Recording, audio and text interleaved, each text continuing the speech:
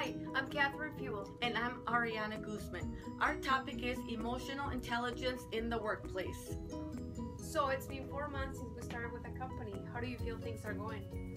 They're going good, but the question is, are we fitting in? The purpose of our video is to present our audience with ways to manage their emotions and reduce stress levels at work. Also when relating to others in the workplace, which is our main focus of this video. Expressing emotions at work in difficult situations should be subject of number 1, accepting responsibility of our actions. Number 2, analyzing thoughts. And number 3, identifying others' perceptions to proactively reduce stress levels.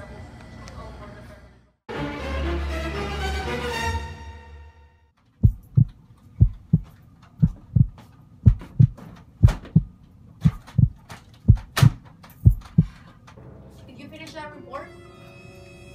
I tried to, things are tough nowadays. I tried to get done as fast as I can. I'm Okay, sure I will. we're not gonna finish. Oh, I'm sorry. Self-awareness. We have to be responsible in how our actions, our emotions affect others in the workplace. As you see, Catherine was having a bad day. She was frustrated, angry, and she caused our employee here to experience a hostile work environment. Do you have a minute? Yes, I do. Thank you. I just wanted to have a little talk with you and apologize for my behavior earlier this morning. Well, I accept your apology. We all have our bad days at work, and we try to do our best. I thank you for your apology. It's very Thanks for accepted. your understanding, John. You're welcome. I do appreciate that. Oh, I'm I terribly know sorry. everybody has their day. Thank you. According to our analysis, nonverbal communication from the website cited on helpguide.org, facial expressions, body movement and posture, gestures, eye contact, touch, space, voice tone are nonverbal cues.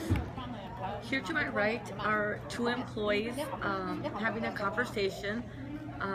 They're speaking their own language.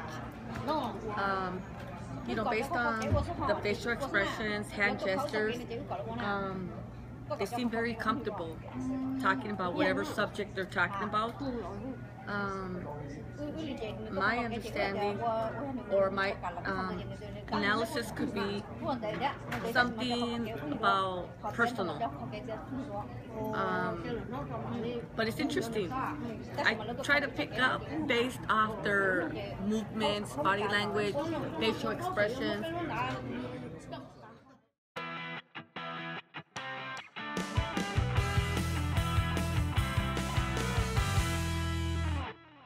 Based on our book research, It's Always Personal by Ann Creamer, it gives people knowledge to understand each other's emotions.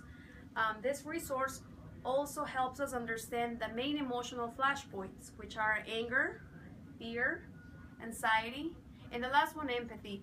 This gives people a different perception of work relationships. Here we are with Mike Bittner, our warehouse supervisor. I am going to ask him what is his point of view regarding thinking and communication. Mike, what is your point of view on how employees' interaction, feelings, and productivity is affected by their emotions? Well, I think a person's emotional state has a bearing on how they operate on any given day. If they're in a good mood and they're feeling upbeat, they're likely to be more productive that day. They're likely to be more friendly to the other employees and just have a better attitude for the day. Many times I'll see someone coming in that's acting different, and I will say, "Are you okay today?" And almost invariably there's something going on that makes them not quite up to par. So when people are up, productivity, cooperation, all those things go up with that. And when they're down, the inverse is true. So people tend to not perform as well when they're in a more of a depressed or emotional difficult time. Based on what you just shared with me, how do you think employees' decisions, they will make the right decisions if they're having a bad day? How do you handle situations? Well, first of all, I think that when someone's having a bad day or they're in an emotionally difficult position, that they may not think situations through as well, and they may make poorer decisions. They might rush through them because they don't want to spend the time. They might not want to be in the decision-making mode for very long. They just want to get it over with, getting on. So it is very important that people are in a good state of mind when they're at work. Examples of that, we have them here almost daily, but for example, a forklift driver is in a bad mood that day and a case falls off a pallet. Well, on a good day, they probably will get up, fix it, and take the extra time to fix it right. On a bad day, they might put it on the trailer and not even look at it. So it's very important that everyone is thinking clearly, they're in a good state of mind, and they're happy to be at work and happy that day. Based on the article Emotional Intelligence in the website helpguide.org, thinking and communication affects our concentration and way we communicate in the workplace. We need to be able to manage our emotions. So in other words, our understanding is grab the bull by the horns. We need to take responsibility.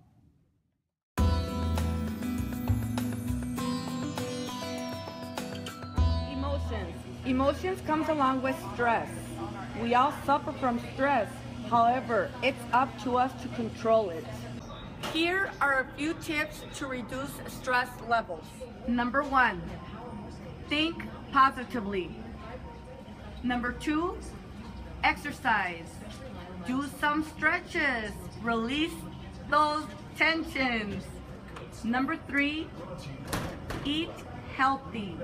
Many workplaces have health wellness boards giving tips on how to eat healthy, superfoods information, and how to maintain that health.